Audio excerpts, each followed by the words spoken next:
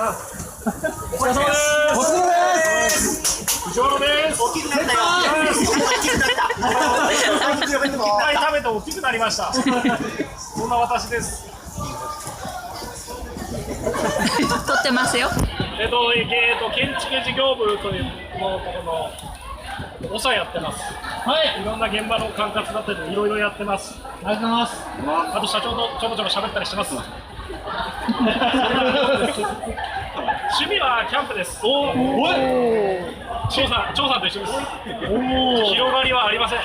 動画はないですか。ありがとう。